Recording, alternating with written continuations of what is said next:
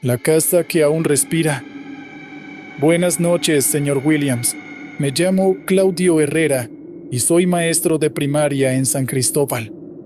Cuando cuento esto, la gente piensa que exagero para ocultar una vergüenza vieja, pero no. Lo que pasó en la casa de la calle Padre Ayala, la que está cerca del parque, sucedió sin necesidad de adornos. No me visitó ningún fantasma que hablara en susurros. No hubo palabras venidas del más allá. Solo estuvo el sonido de una casa que respiraba cuando nadie más debía hacerlo. Volví a esa casa a finales de agosto, poco antes del inicio del año escolar. El calor se quedaba pegado a la ropa y el olor a diésel de los conchos se metía por las ventanas. Volví porque necesitaba ahorrar. Me había separado y mi salario no alcanzaba. Esa casa perteneció a mis abuelos y quedó sola después de que mi madre muriera, un año atrás. Yo no la pisaba desde el velorio. Aquella noche hice algo que me avergüenza. Discutí con el sacerdote que llegó tarde y me negué a dejarlo terminar la misa. Dije cosas sobre Dios y el silencio que ni yo me creí, y me fui del cementerio sintiendo que había roto la última costura que me unía a mi familia. La cerradura se resistió y, cuando giró, fue como abrir una boca vieja. Entré con una maleta, una caja de libros y una botella de agua. Polvo, madera reseca, un olor dulce y triste, casi como de flores que se quedaron demasiado tiempo en agua turbia. La casa tenía 3 cuartos, un pasillo estrecho y en la sala un crucifijo oscurecido por el humo de velas.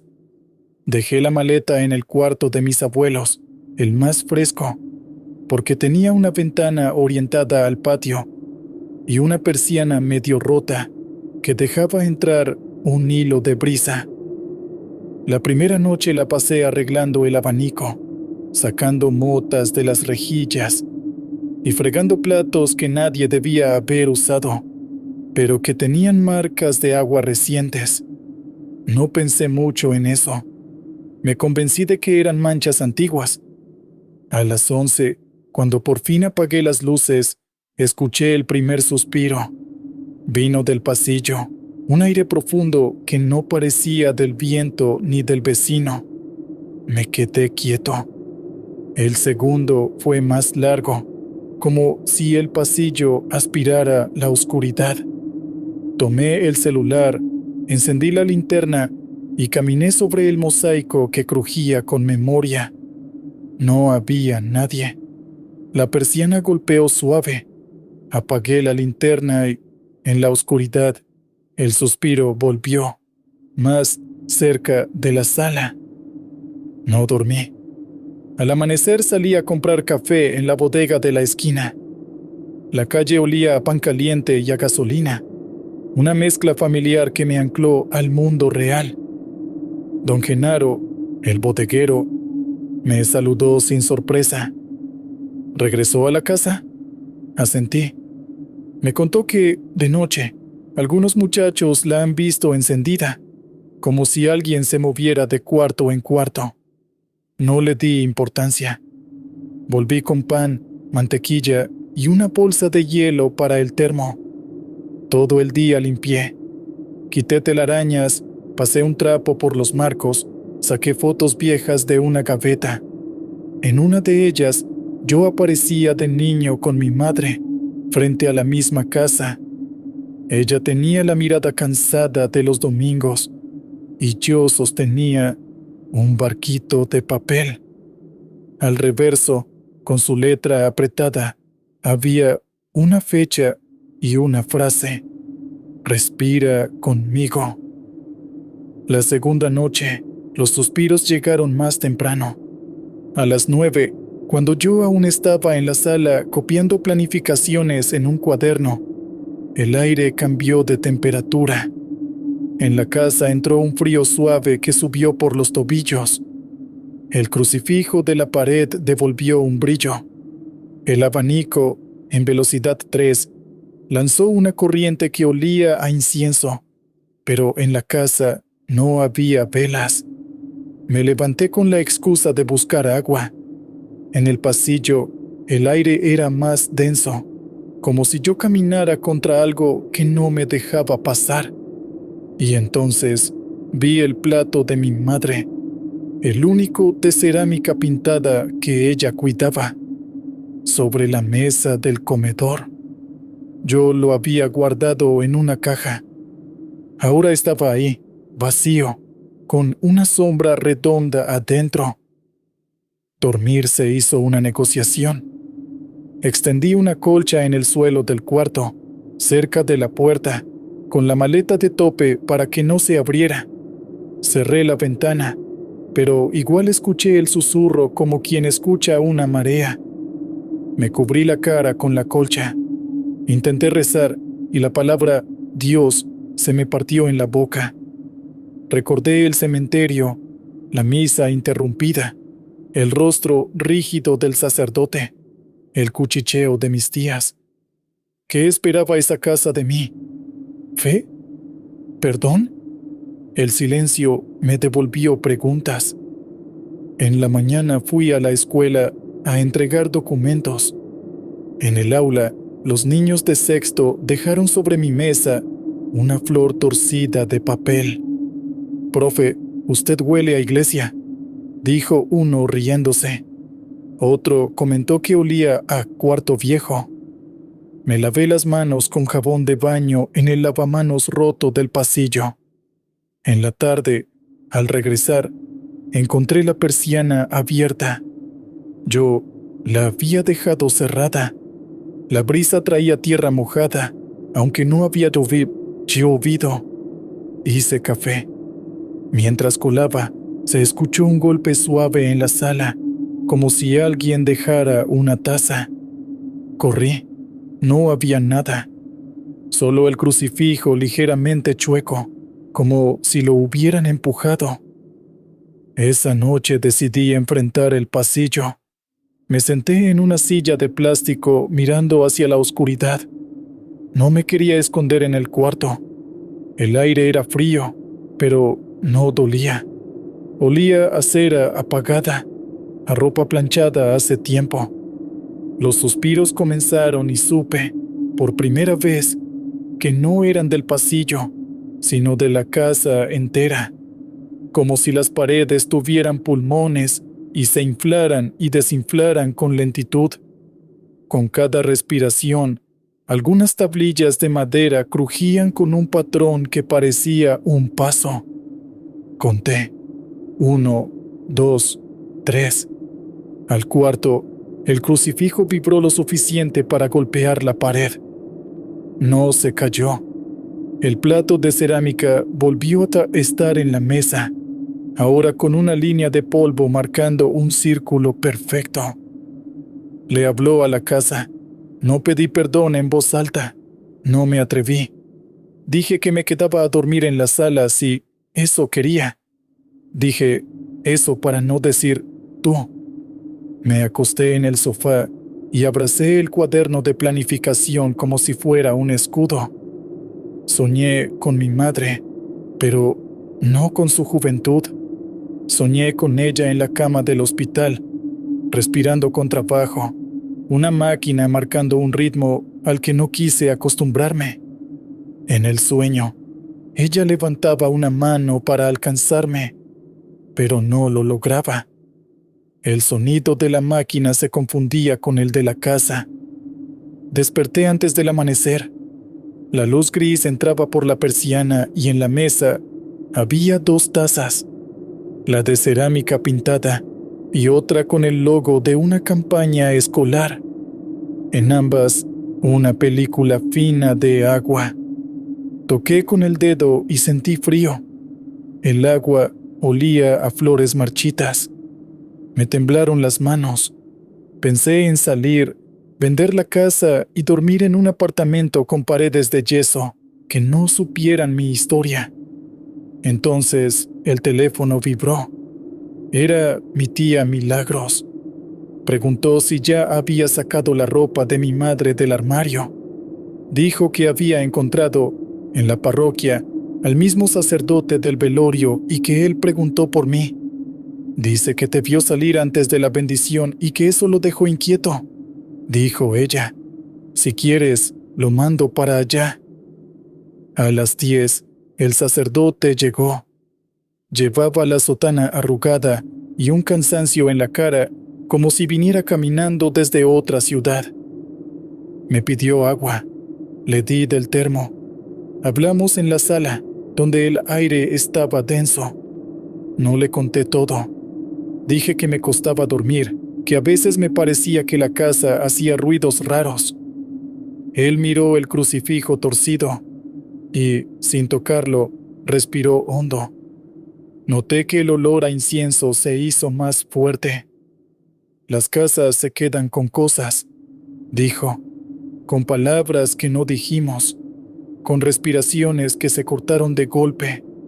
Yo asentí, con el corazón apretado. No quise una oración.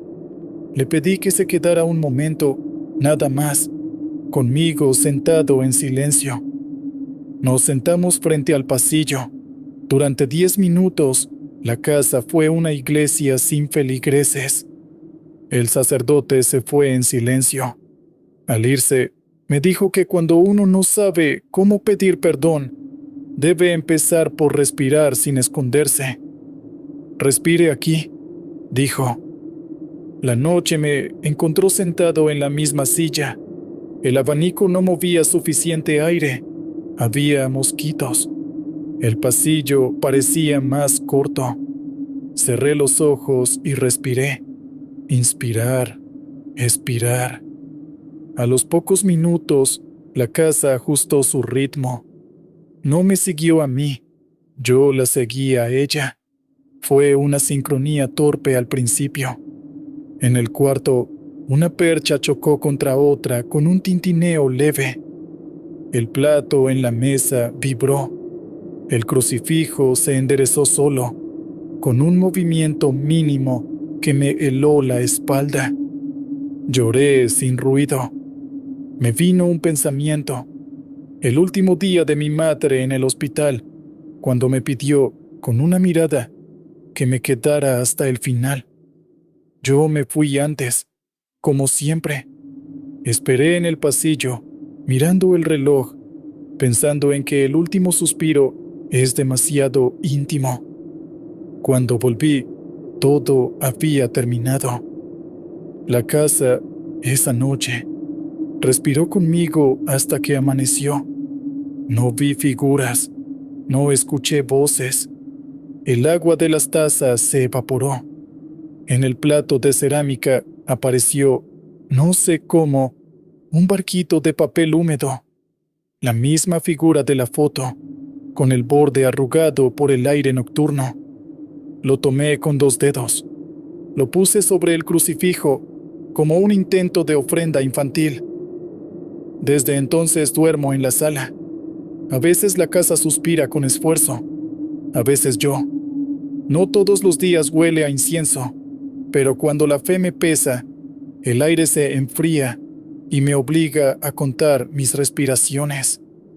No he llamado al sacerdote, no he vuelto al cementerio. Creo que me quedo aquí, escuchando. No sé si un día la casa deje de respirar. No sé si ese día será una pérdida o una liberación. Lo que sé es que ahora me quedo hasta el final. Ese fue mi relato. Sigamos escuchando. Las manos en la pared. Buenas noches, señor Williams. Soy Janelis, enfermera nocturna en un hospital público de Santiago. Mi turno es de 7 de la noche a 7 de la mañana. En el área de medicina interna, el pasillo huele a cloro y a metal húmedo, y las lámparas hacen un zumbido que uno deja de oír solo cuando se acostumbra. Creí que estaba curtida para todo: muerte, dolor, familiares desesperados. Pero hay cosas que entran por una rendija más pequeña, por donde uno cree que no va a pasar nada. Me toca el ala antigua del hospital, un segmento que remodelaron a medias. Ahí tenemos la 312, un cuarto que no cerraron porque casi siempre estamos llenos. La llamamos la habitación del mural, porque en la pared del fondo, debajo de la pintura nueva, se percibe una textura rara, como si alguien hubiera dejado las palmas marcadas hace décadas y la humedad se encargó de preservarlas. Nadie lo admite, pero hay pacientes que piden cambio cuando las ven. Nunca he creído en maldiciones. He creído en error humano, en fatiga. He creído en que a veces no damos abasto. La noche en que empezó todo, admitimos a un hombre sin documentos. Llegó con fiebre alta y respiración rápida. Un motoconcho lo dejó en la emergencia y se fue. Lo pasamos a la 312 porque era lo único libre. Yo estaba sola con una estudiante. Llovía. El hospital huele distinto cuando llueve. Un olor agrio a ropa que no secó. En el pasillo, las señoras de limpieza hablaban de una procesión en el barrio, de promesas que se cumplen con velas. Yo solo quería terminar la rotación sin que me estallara la migraña. A las 9, mientras ajustaba el suero del desconocido, noté que el aire estaba más frío. No fue el aire acondicionado. Se sentía como el frío de abrir la nevera y meter la cabeza. El hombre dormía, la fiebre bajando. La estudiante me preguntó si podía ir a cenar. Le dije que sí. Me quedé sola en la 312. Fue entonces cuando vi que las manos de la pared tenían un brillo leve, un tono más claro que la pintura, como si se hubieran humedecido. Me acerqué y toqué con la yema de los dedos. Era una humedad fría, muy localizada, con un olor tenue a desinfectante viejo, el que usaba mi abuela en su casa. Volví a la cama. El monitor marcaba un ritmo estable. Cerré la carpeta. Al levantar la mirada, el suero estaba más vacío de lo que debía. Revisé la llave. No estaba abierta de más. Fui hasta la pared otra vez. Las marcas se habían desplazado apenas, una encima de otra, como si hubieran repetido un gesto. Me quedé quieta. El desconocido respiró hondo y tosió, un sonido seco. Miré sus manos. Tenían uñas cortas, los nudillos raspados. Un olor a ropa guardada llenó la habitación. No dije nada. Seguí con el protocolo. A las 10:30 vino una señora a preguntar por un familiar ingresado en otra sala. Le di indicaciones. Casi le pido que me acompañara de vuelta, por tonto que suene. Pero volvieron los relámpagos y el pasillo se hizo un negativo del hospital, todo blanco y negro por un instante. De regreso en la 312, las manos en la pared estaban a la altura del cabecero, un poco más arriba de donde estaban antes. Me agarré a mí misma una muñeca. Supe que tenía miedo y me dio rabia reconocerlo. Cuando uno trabaja de noche, aprende a no mirar demasiado. El hombre sin nombre empezó a agitar la cabeza, a la izquierda, a la derecha, como si siguiera un ritmo. Le tomé la mano y se calmó. Tenía la palma fría. En el pulgar, una cicatriz en media luna. Le hablé en voz baja, una costumbre que tengo aunque los pacientes estén dormidos. Les digo que esa noche vamos a tener calma, que ya casi amanece, que su cuerpo sabe pelear mejor de lo que cree. En ese monólogo, escuché un ruido como de dedos deslizando papel mojado. Volteé. En la pared, Debajo de la última marca apareció otra, más pequeña, como de la mano de un niño. Sentí un vacío en el estómago que nada tiene que ver con hambre. Fui al control de enfermería. Dije que sentía frío en la 312. Me miraron con la cara de «otra vez la 312». Me ofrecieron un café fuerte. Volví con el vaso. No supe por qué lo apoyé en el mural, a la altura de las manos. El vaso dejó un círculo de humedad que se borró como absorbido. El café tembló. El desconocido, de ojos cerrados, apretó mis dedos. La lluvia golpeó el techo con fuerza. El zumbido de las lámparas subió un tono.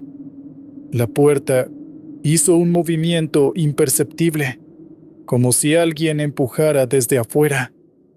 Me senté junto a la cama y pensé en otra cosa, en el error que no confieso.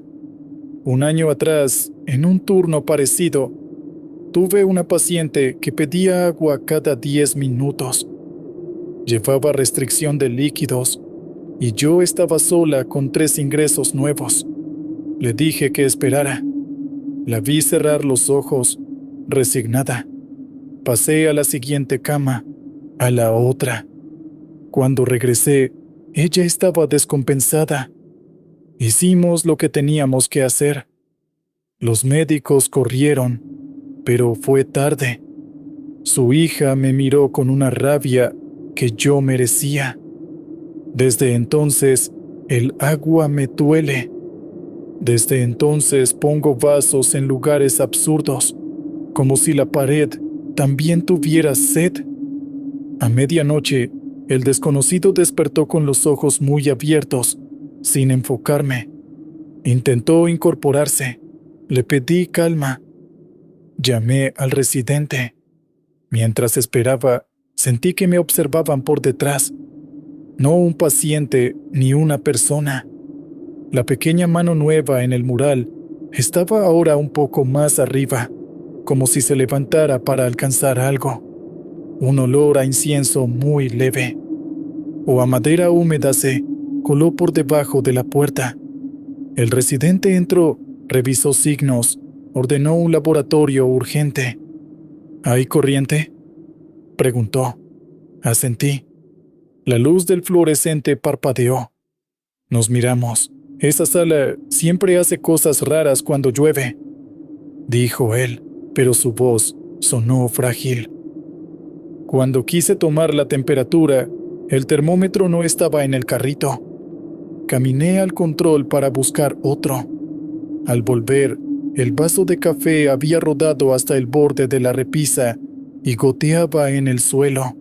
Una gota, otra, lenta, obstinada. El desconocido volvió a cerrar los ojos, pero su mano derecha quedó extendida hacia el mural. No como un pedido, sino como una repetición. Copiaba un gesto. Toqué la pared con la palma. Estaba más fría que antes. No quise apartar la mano. Fue como apoyar la frente en la lápida de algo que no tiene nombre. A las 2, la tormenta amainó. El hospital respiró distinto. El monitor hizo un salto breve. Una sombra pasó por el pasillo y alguien, en otra sala, dejó caer un objeto metálico con un sonido hueco. Me fui un momento a la capilla pequeña del primer piso. Huele a flores y polvo de templo. Una vela dibujó en la pared una mancha como un mapa de islas. No recé, solo me senté con las manos entre las rodillas. Al volver, la estudiante McGeady esperaba en la puerta de la 312. Se escuchó algo, dijo. Entramos juntas. El mural tenía ahora 5 manos, las 2 grandes, las 2 intermedias y la pequeña. Formaban un semicírculo como alrededor de un rostro invisible. No aguanté. Empujé la cama unos centímetros, separándola de la pared. Las ruedas chirriaron. El desconocido no reaccionó. La estudiante me miró, pálida. La tomé del hombro. Dije que íbamos a abrir un poco la ventana. La abrí. El aire que entró olía a tierra y a ropa mojada, y trajo consigo un frío que erizó la piel. Durante un minuto, nadie se movió. Luego, las lámparas hicieron un parpadeo largo, y, en ese parpadeo, creí ver, superpuesta a la pared, una silueta de espalda, unos hombros inclinados, la forma de alguien que se apoya para no caer. No era amenaza, era insistencia, era repetición. A las 4, el laboratorio llamó. Resultados sin alarma. A las 5, el desconocido se estabilizó. A las 6, cambiamos el suero. El mural seguía con 5 manos, pero 2 estaban más difusas, como si una brisa interior las hubiera borrado un poco. Limpié el suelo, cambié las sábanas, anoté cada cambio. A las 6:40, el desconocido abrió los ojos. Me miró como se mira a alguien en un sueño. Dijo una sola palabra que no entendí. No era un nombre. No la repitió. Me apretó la mano. Se durmió otra vez. Cuando el médico del día vino a relevar, le pedí que sacara al paciente de la 312. Hicimos el traslado. Cargamos con el monitor, con el suero, con mi miedo y mi culpa. Al dejar la habitación vacía, regresé sola por un momento. Puse el vaso en el mismo lugar, frente a las manos, y apoyé la palma junto a la pequeña marca. El frío se me metió en los dedos. No se fue conmigo. Cerré la puerta. Desde esa noche, cada vez que llevo agua a un paciente, lo hago aunque nadie me lo haya pedido. En la 312, cuando me toca pasar por ahí, siento el tirón de una obligación que no termina. Recordar darle a alguien lo que pidió a tiempo. Las manos siguen donde estaban, y a veces la pequeña está más arriba, a veces más abajo. Nadie lo comenta, pero todos aceleramos el paso. No busqué más explicaciones. A algunas cosas no se les saca sangre. Se les ofrece un vaso y un par de dedos apoyados en la pared para decir, aquí estoy. Si alguien me pregunta si tengo fe, no sé responder. Pero cuando la lámpara zumba y el pasillo está vacío, siento como si alguien o algo estuviera intentando levantarse con ayuda, y lo mínimo que puedo hacer es no apartar la mano. Ese fue mi relato, y ahora continuamos con otro testimonio. El cuarto sin fotos. Buenas noches, señor Williams. Soy Ariel, fotógrafo de bodas. Vivo en un apartamento viejo en el ensanche Naco. Llevo años capturando sonrisas que no me pertenecen, promesas que no voy a escuchar cumplir. Mi conflicto empezó cuando dejé de tomarle fotos a mi familia. El ojo se cansa, decía. La verdad es que me cuesta mirarlos a través del lente, después de la noche en que mi hermana menor desapareció al volver de un ensayo de coro. Nadie supo darme una imagen de ese último minuto. A partir de entonces, dejé de imprimir mis fotos.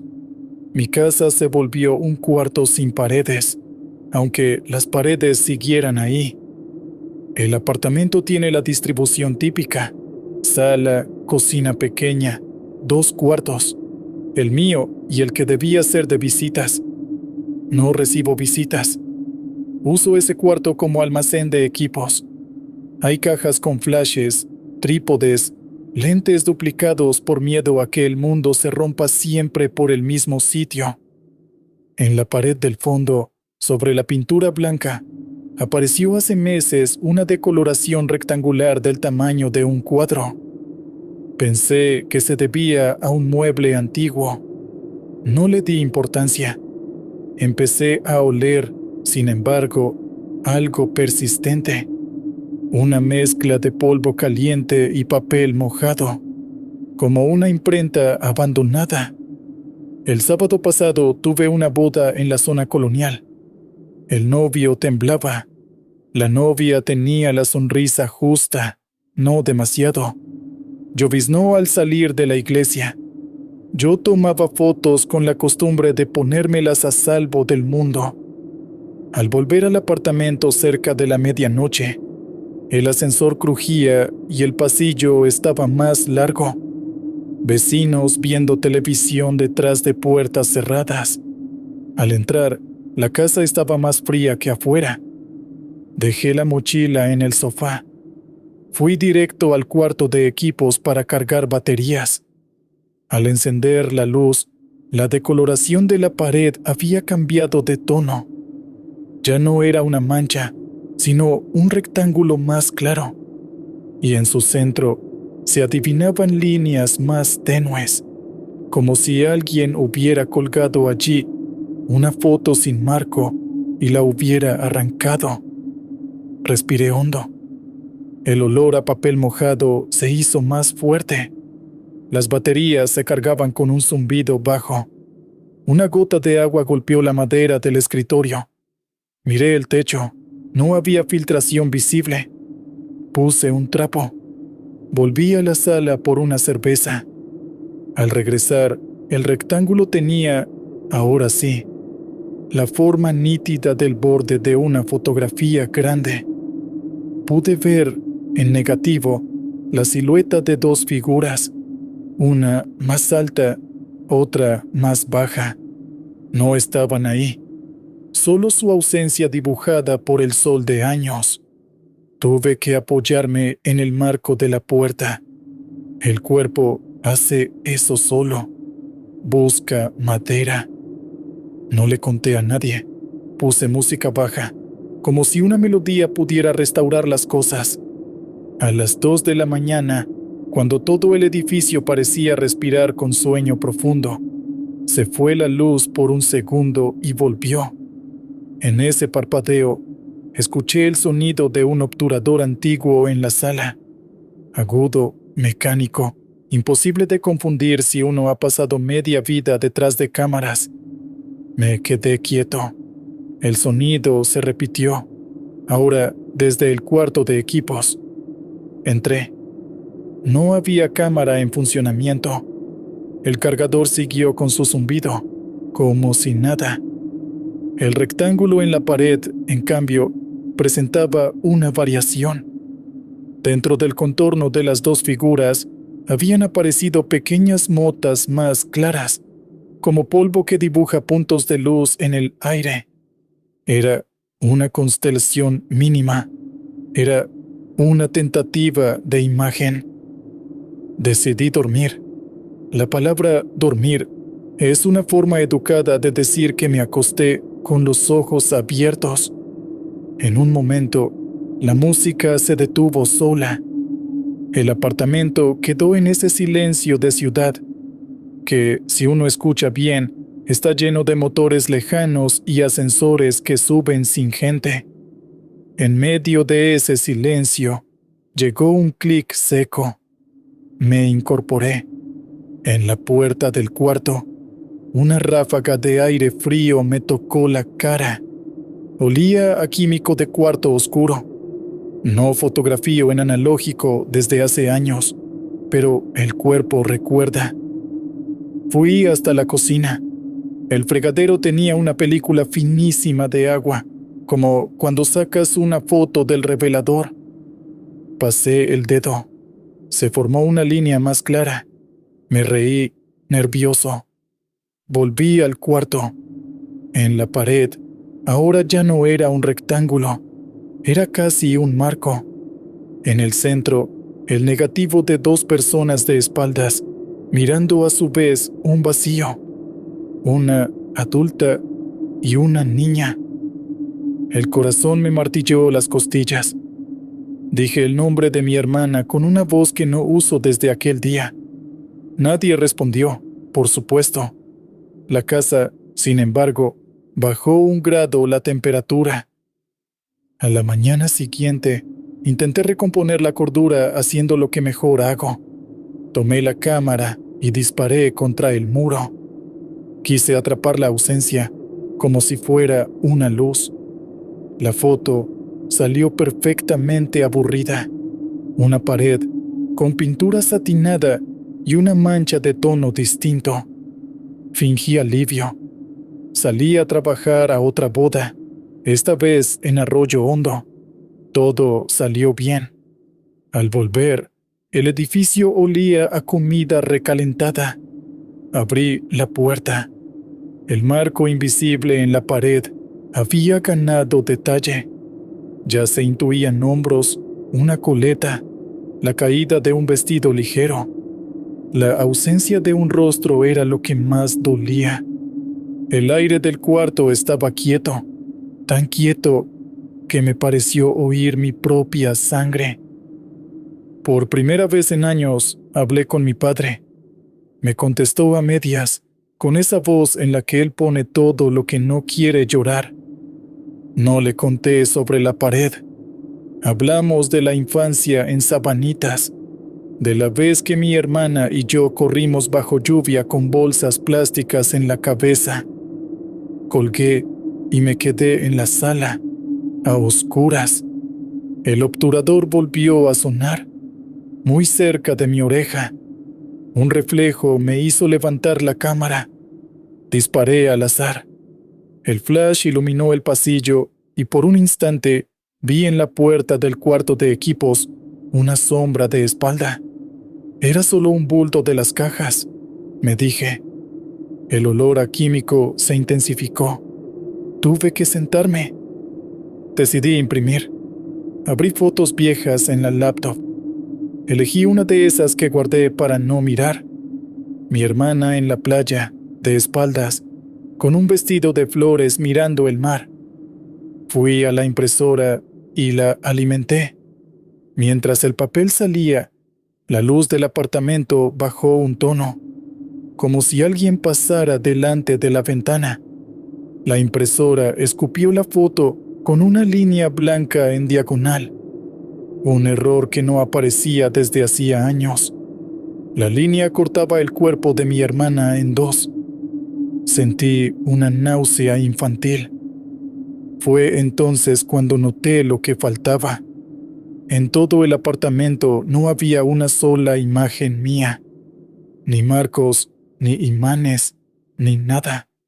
Me había protegido de mi propia memoria hasta vaciar las paredes. La pared, como si entendiera, devolvió un crujido de yeso. En el centro del marco invisible apareció una variación más clara, como el brillo que deja la grasa de los dedos sobre un vidrio. Era el lugar donde alguien habría apoyado la mano para colgar un cuadro. Me acerqué, apoyé la frente. Estaba frío. No hubo voces, hubo una secuencia. Primero, el olor a químico fresco. Luego, el clic del obturador en la sala. Luego, un golpe leve como de madera contra pared. Luego, el escurrir de una gota por la esquina. Y en medio, una certeza. La imagen que faltaba era la mía, parado al lado de mi hermana. No de espaldas, sino girando apenas, admitiendo que en la casa hay duelo, que en el cuarto hay un lugar para nosotros dos que no se debe arrancar. Fui al armario del pasillo y saqué un marco viejo, de esos baratos que uno compra en una tienda de la 27. Lo abrí, puse dentro la foto mal impresa, con la línea que cortaba la figura.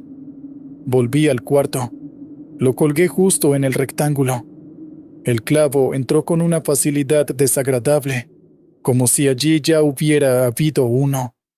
El marco quedó torcido. Lo enderecé. La temperatura subió medio grado. El olor a papel mojado se disipó un poco. En la sala, el obturador sonó por última vez y se quedó en silencio. No se arregló nada, pero esa noche dormí por etapas. En un sueño, mi hermana se ponía de espaldas en la playa y yo, sin acercarme, levantaba la mano a la altura de la suya, a una distancia exacta. No me miraba. No hacía falta. Al despertar, el marco seguía en la pared. La línea blanca sigue cortando la foto y no pienso reimprimirla. La casa, cuando entra la tarde, huele a polvo de imprenta más suave. El cuarto es menos hostil. No sé si la mancha seguirá creciendo, si un día la figura se dará vuelta. No lo quiero. Prefiero la espalda. Prefiero quedarme de este lado, con lo que no llego a ver. A veces, por la mañana, oigo el clic de una cámara que no existe. Ya no me asusta. Lo tomo como un recordatorio de que las cosas existen aunque no les tomemos fotos, y de que a veces la única imagen que vale la pena colgar es la que no salió bien. Ese fue mi relato. Sigamos con el próximo. La escalera que sube sola. Buenas noches, señor Williams. Mi nombre es Cassandra, abogada de vivienda. Paso el día entre papeles que dicen quién puede quedarse y quién tiene que irse. Esa contradicción se me quedó en el pecho. Hace poco me mudé a una casa adosada en Sabana Perdida, cerca del kilómetro 9 de la carretera Mella. La casa tiene un detalle que me encantó al verla. Una escalera de madera angosta, con barandal torneado, que sube a un altillo donde planeaba poner mi escritorio. La compré con descuento porque llevaba 2 años vacía. El corredor no me dijo por qué. Llegué un viernes de lluvia con cajas y un cansancio que no se cura durmiendo. El vecino de al lado, un señor de voz amable, me ayudó a bajar la neverita. Me habló de los apagones, del colmado que fía si te conoce de vista. Le pregunté, a la ligera, si la casa tenía problemas de humedad. Evitó mis ojos y dijo que la madera sube y baja con el clima. Esa noche, mientras acomodaba los zapatos en la entrada, escuché un crujido en la escalera. Sonó como suenan los escalones cuando alguien los pisa con cuidado. Me quedé mirando el primer peldaño. No pasó nada más. Me duché y me puse a leer en la sala. El techo goteó por una esquina. Coloqué un balde. La gota hacía un sonido elástico, casi de metrónomo. Me calmó. A las 10:30, el crujido volvió. Esta vez no fue un escalón sino 2 consecutivos, como si un peso subiera un paso y otro. No me levanté. Pensé en madera acomodándose. En la casa vieja de mi abuela, las escaleras parecían respirar. Cuando apagué las luces para ir a dormir en el colchón que dejé en el piso, olí un perfume muy leve, floral, antiguo. No tengo perfumes en la casa, uso jabón sin olor. La escalera crujió una tercera vez, en un tono más alto, como si el peso hubiera llegado al descansillo. El sábado por la mañana, con el sol pegando en diagonal, subí al altillo. El barandal estaba frío. En el polvo se distinguían 2 marcas paralelas, como de dedos que se deslizaron buscando equilibrio. En el altillo, la ventana pequeña daba a la calle. Afuera cantaban los gallos y pasaba, de vez en cuando, un carro con música.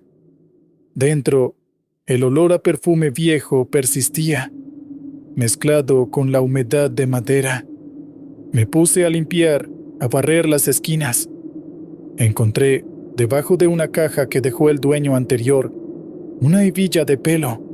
Era de plástico, color vino, con un diente roto. La guardé en el bolsillo. Al mediodía, el vecino tocó la puerta. Traía un café en un vaso de espuma. Para la bienvenida, dijo. No entró. Me preguntó si había escuchado los pasos. Lo dijo en tono de broma, pero no era broma. Le devolví la hebilla y le pregunté si él había perdido algo. La miró y negó con la cabeza. La que vivía aquí se fue sin llevárselo todo, dijo. No quise preguntar más. Soy abogada y sé cuando un silencio te está avisando que no insistas. Esa tarde, mientras revisaba contratos, irónico, establecer la permanencia de otros mientras intentas arraigarte la escalera, volvió a crujir. Esta vez a ritmo. 3 escalones. Pausa. 2 más. Pausa. Llegó al descansillo y se detuvo. Olí el perfume otra vez, más fuerte, como si una persona acabara de pasar a mi lado.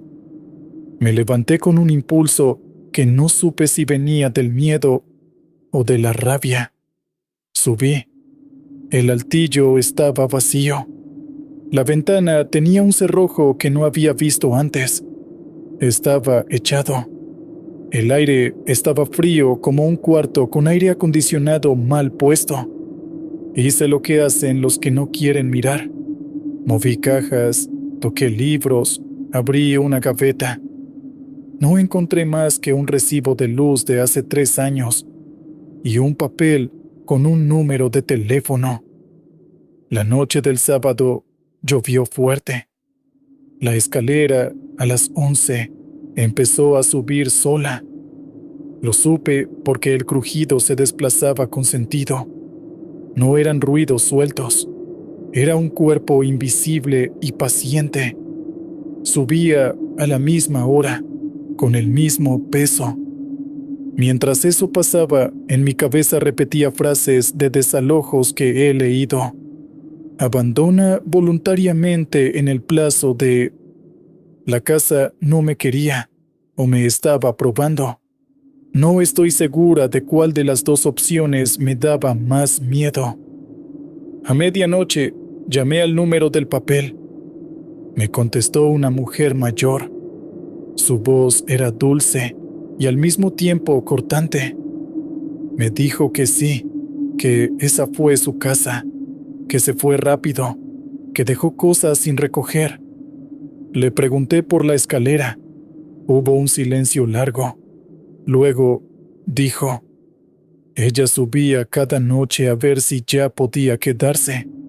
Pregunté quién. Mi hija, dijo. Pero mi hija ya no estaba. Hicimos lo que se hace. Cerramos la puerta del altillo. Yo borré su perfume de las cortinas. Apagué la luz. Colgué con la sensación de haber abierto una ventana que no debía. Me senté en el primer escalón. Esperé. El crujido empezó. 1, 2, 3. Me levanté y subí detrás de él, peldaño por peldaño, intentando pisar justo después del sonido, como si yo pudiera acompañar un paso que no me pertenece. En el descansillo, un olor a humedad se mezcló con el perfume. La luz de la calle entraba en rayas delgadas por la persiana. Puse la mano en el barandal. Estaba helado. Algo cambió en mí en ese momento. No he sido madre, no lo he intentado. No me llevan ni tiran esas cuerdas. Pero de pronto tuve la certeza de estar en un ritual que no era mío. Ese de subir a ver la cama, a ajustar una sábana, a comprobar que la ventana está cerrada. Abrí la puerta del altillo. Dentro, la temperatura bajó. La hebilla de pelo que yo había dejado en el bolsillo se me cayó al suelo. Rebotó una vez y se detuvo al lado de una marca en el piso. Una marca larga, como de mueble arrastrado. Seguí esa marca hasta la esquina. Allí, en la pared, a la altura de una cama, había una zona más blanca, un rectángulo donde probablemente estuvo un estante. Y, sobre ese rectángulo, 3 pequeñas raspaduras paralelas, como de uñas. Me senté en el suelo del altillo. El silencio hacía un zumbido leve, como de electricidad contenida. No pedí explicaciones. No las merecía. Solo pensé en mi trabajo, en las veces que he entregado un documento que obliga a una familia a irse, y en cómo siempre, cuando cierro la carpeta, me pregunto dónde van a poner la cama esa noche. La escalera crujió una vez más y se cayó. Dormí en el altillo, contra la pared. Al amanecer, el vecino me escribió: ¿todo bien? No respondí. Bajé a la cocina a preparar café.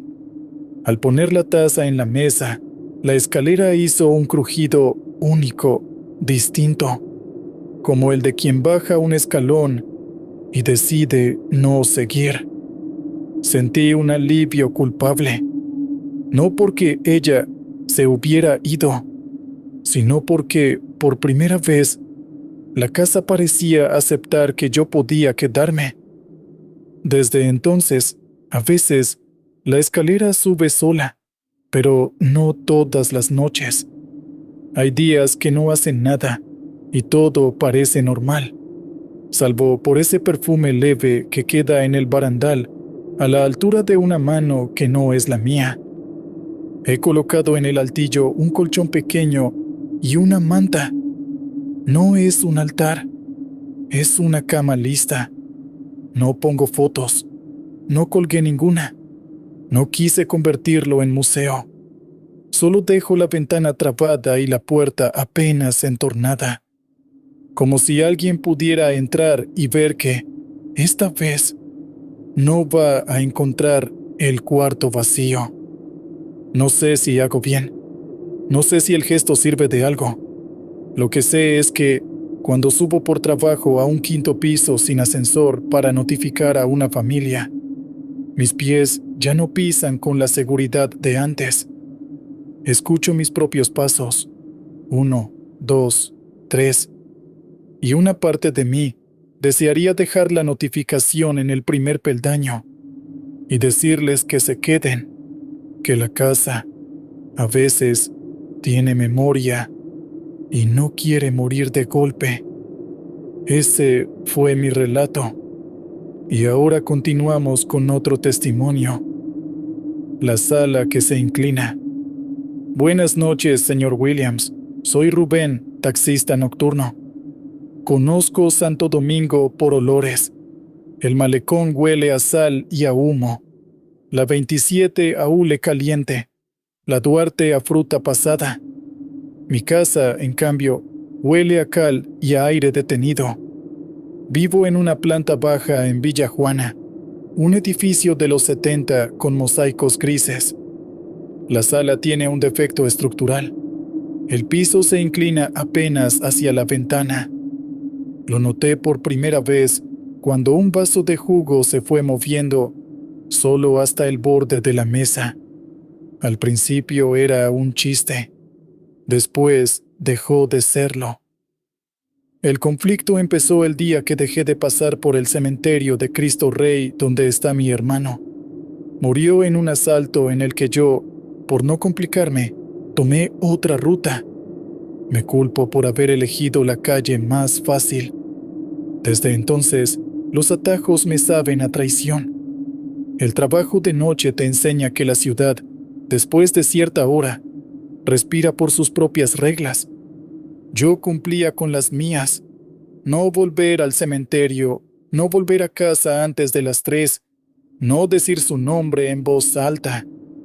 La sala se inclinaba un poco más cada semana. Pensé que eran ajustes de la estructura, humedad, Una madrugada de agosto llegué más temprano. El cielo estaba del color de un tanque de agua. Abrí. El aire estaba más frío que la calle. Dejé las llaves en el plato de metal de la entrada y el sonido reverberó extraño, como si el plato estuviera hueco. En la sala, el sofá tenía un pliegue nuevo en el respaldo, como si alguien se hubiera recostado todo el tiempo en el mismo sitio. Me reí de mí mismo. Fui a la cocina. El grifo goteaba. Puse un vaso debajo. Lo vi pendiente abajo, hasta la ventana. 2 gotas resbalaron el vidrio por fuera, como si la noche también escurriera. Me senté en el sofá. La inclinación se sentía. La gravedad tiraba apenas hacia el vidrio, hacia la calle. Pensé en el cementerio que no visito. Pensé en la ruta que no tomé. A la 1:40, cuando la ciudad baja el volumen, la sala hizo un sonido que no conocía. Un quejido largo, como de madera apretada.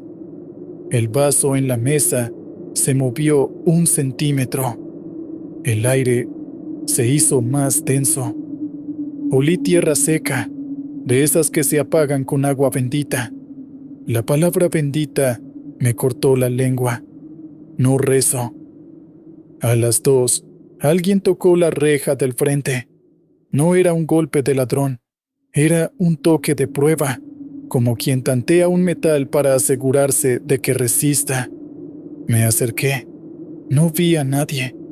Al volver, la sala estaba más inclinada. Lo digo sin hipérboles. El piso parecía haberse vencido otro grado.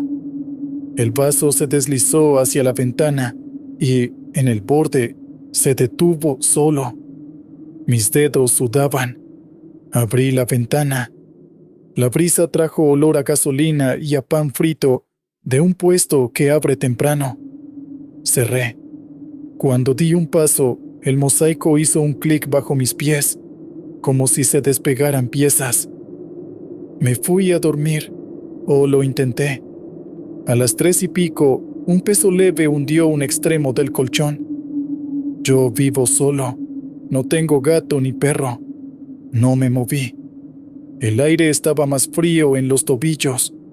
Me vino a la cabeza, sin permiso, la imagen de mi hermano recostado en mi sala, chorreando lluvia la tarde en que perdió el trabajo. Esa vez le hice un espacio, inclinados los dos hacia el mismo lado del sofá, viendo televisión sin escucharla. La sala ya se inclinaba entonces. Yo no lo había notado. Al día siguiente le conté al dueño del edificio. Vino con un maestro albañil. «Eso es la losa que se dio», dijeron. Me mostraron una grieta leve cerca del zócalo. Tomaron medidas con un nivel de burbuja. Mire, no es tanto. Y la burbuja se quedaba, sin embargo, obstinada hacia el lado de la ventana. Acordamos arreglos. Tardaron en llegar. Mientras tanto, la sala siguió su pendiente. Me acostumbré a poner topes bajo las patas de la mesa. El plato de metal de las llaves empezó a moverse solo, a veces, cuando lo dejaba con un golpe mínimo. Una noche de septiembre, salí del turno con ganas de manejar sin pasajeros. Fui al malecón a ver el Mar Negro. No pude. De vuelta, pasé frente al cementerio sin entrar. La reja cerrada reflejaba los faros. Aceleré. En casa, al abrir la puerta, el olor era distinto, más a tierra húmeda que a cal. Y en el centro de la sala, algo nuevo. Mis zapatos, los que dejé en la habitación, estaban sobre la alfombra, apuntando a la ventana, como si alguien los hubiera puesto para salir. Me quedé con la llave en la mano. Deslicé un pie por el mosaico. Sentí el tirón de la inclinación. Me senté en el suelo, apoyado en la pared. Dejé que mi cuerpo hiciera lo que quería. Se deslizó un poco hacia la ventana. Escuché, lejano, un murmullo de bocinas. La sala hizo ese quejido otra vez. En la pared opuesta apareció una línea fina, vertical. Me acerqué. Era una grieta nueva, tan recta como una regla. Puse el dedo. El polvo se me pegó a la yema. La sala respiró y un pedazo mínimo de pintura cayó, sin ruido. Me quedé ahí, con una mano en la grieta y el cuerpo tirando hacia la calle, como si el apartamento quisiera que yo saliera. No hubo sombras, no hubo voces. Hubo un movimiento, eso sí. El plato de metal de las llaves se deslizó, lento, hasta el borde de la mesa, y de allí al suelo. Cayó con un sonido hueco que me recordó una tapa de nicho. El eco me cruzó de espalda. No corrí. Me levanté con el corazón en la garganta y abrí la reja de la ventana. Afuera, la calle estaba vacía. En el vidrio quedó marcada la humedad de una palma, como de alguien que se apoya para mirar. Puse la mía encima. Era más grande. Pronuncié el nombre de mi hermano. Lo dije solo una vez. La sala crujió. El vaso en la mesa se movió de vuelta, alejándose del borde, contra la gravedad. La burbuja en el nivel que había dejado sobre el mueble cuando vino el albañil tembló y regresó apenas al centro. No del todo, un poco. Una parte de mí se rió, otra lloró. Desde entonces, la sala sigue inclinada, pero aprendí a vivir en diagonal. Llevo los zapatos a la habitación cada noche y, al amanecer, siempre encuentro uno en la sala, apuntando a la ventana. No lo devuelvo de inmediato.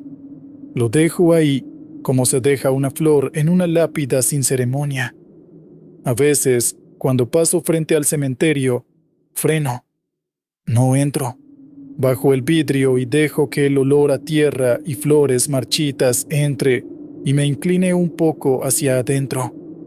No he resuelto nada, pero la sala ya no me empuja con tanta fuerza hacia la calle, o yo aprendí a apoyar el pie. Ese fue mi relato. Sigamos escuchando lo que viene. El cuarto de las cucharas. Buenas noches, señor Williams. Me llamo Teresa y soy catequista en una parroquia pequeña de La Vega. Si me hubieran dicho cuando empecé que una casa podía quitarte la voz sin gritarte, no lo habría creído.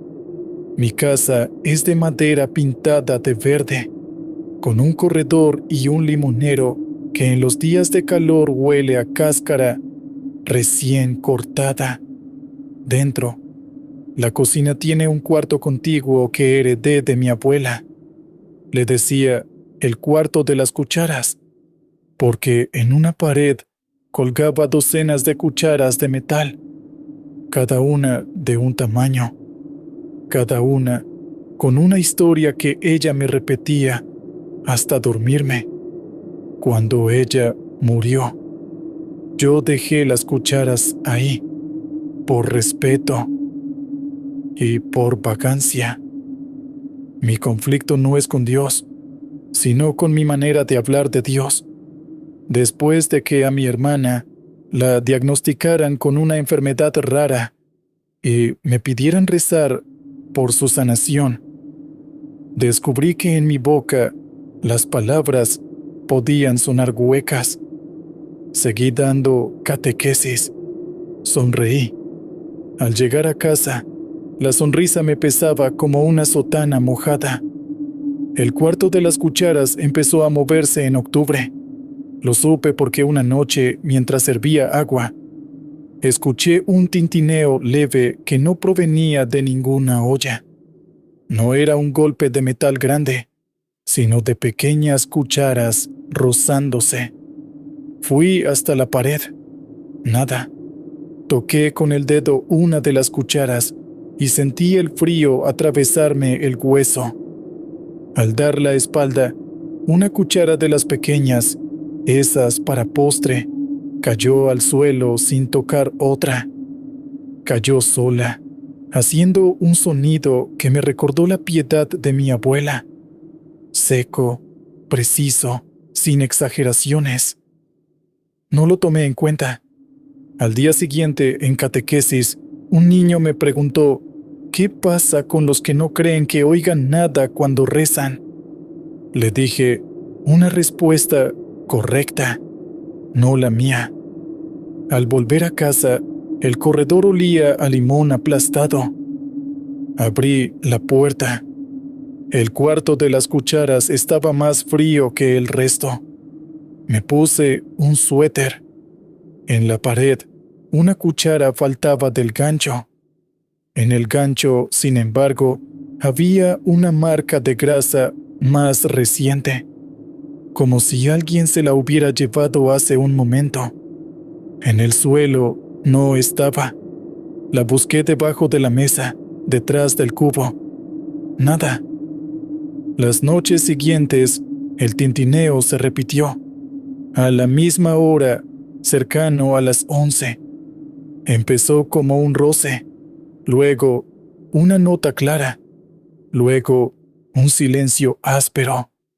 El olor del cuarto era el de siempre, con una adición tenue a humo de vela. Yo no encendía velas. Un jueves, después de visitar a mi hermana en el hospital, ella dormía con la boca abierta y un sonido de pecho que me partió llegué y me senté frente a la pared, en el suelo, con las piernas cruzadas. No pedí nada, no dije nada. Esperé. Las cucharas parecían respirar. No exagero, su brillo subía y bajaba con el ritmo del aire, como si el cuarto exhalara. A medianoche, cuando ya me había cansado de mi estupidez, una cuchara grande, de esas de servir, se inclinó lo justo para que el mango golpeara la madera. No cayó. Se quedó colgando en un ángulo imposible. La miré con la sensación absurda de estar frente a alguien que quiere alzar la mano en misa y no se atreve del todo. Me levanté. Coloqué debajo la cuchara que faltaba, la pequeña, que apareció de pronto no sé de dónde, brillando más que las demás. La puse en un platito. A los pocos segundos, la grande volvió a su lugar. Al otro día invité al párroco a tomar café. Hablamos de mi hermana. Le dije que siento que mis palabras están vacías. Me dijo que la fe no siempre es música, que a veces es solo la respiración. No le conté sobre las cucharas. Al irse, me dejó un frasco de agua bendita en la mesa. No la usé. En la noche, el tintineo fue más fuerte. Las cucharas no chocaban entre sí, pero resonaban como si el metal guardara memoria de golpes anteriores. Ese sonido despertó en mí una memoria también. La vez que mi abuela perdió la voz por 2 días después de una misa en la que vio al sacerdote caer por el calor. Hay silencios que dicen misa, me dijo. Quise ordenar por tamaño, quitar, limpiar, colgar con sistema. Abrí la puerta del cuarto con determinación. Dentro, el aire estaba quieto. Tomé la primera cuchara. Era de metal barato. En el mango tenía grabado un dibujo de uvas. La limpié. La colgué en otro gancho. El cuarto respondió con un golpe seco de otra cuchara, al otro extremo. No violento, pero claro, como un no. Me detuve. Coloqué la cuchara en su lugar original. El cuarto se aquietó. Entendí. No venían por mí. Venían por su orden. Un orden que no era racional ni visible, pero era. Lo respeté. La noche en que el hospital llamó para decir que mi hermana necesitaba una cirugía de urgencia, salí con la chaqueta puesta y regresé a buscar la cartera. Pasé por el cuarto. Las cucharas estaban inmóviles. Tomé el frasco de agua bendita sin pensar y lo guardé. En el pasillo del hospital, el aire olía a cloro. Me senté sola. Saqué el frasco y me lo llevé a la frente. No recé. No supe qué decir. Volví a casa al amanecer. Abrí la puerta. El cuarto de las cucharas estaba tibio. Olía a pan. 2 cucharas pequeñas colgaban ahora de un solo clavo, tocándose apenas. Hacían un sonido muy leve, como si se consolaran. Días después, mi hermana salió de la cirugía. La voz me volvió en una ráfaga. Pude explicarle cosas pequeñas con palabras menos huecas. No fue un milagro, fue una recuperación médica. El cuarto, sin embargo, siguió con su música. Hay noches en que una cuchara grande vuelve a inclinarse y otra, pequeña, se acerca lo justo para que, al primer golpe de brisa, ambas se toquen. Ninguna habla, solo se rozan. Yo me siento y escucho. Si alguien me preguntara qué creo ahora, diría que, a veces, la fe no es contestada con palabras, sino con metales que recuerdan el propósito para el que fueron hechos: llevar, sostener, acercar. No he quitado las cucharas. He añadido una mía, de cuando era niña, con el mango torcido de tanto juego.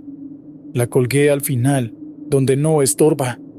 Algunas noches suena sola, otras se queda quieta. Cuando me invitan a dar catequesis y un niño me pregunta qué pasa cuando uno no oye a Dios, le digo que, a veces, el silencio tiene un sonido si aprendes a reconocerlo. No lo digo en parábola, lo digo con una foto en la cabeza. 2 cucharas que se rozan apenas, y el cuarto conteniendo la respiración. Ese fue mi relato.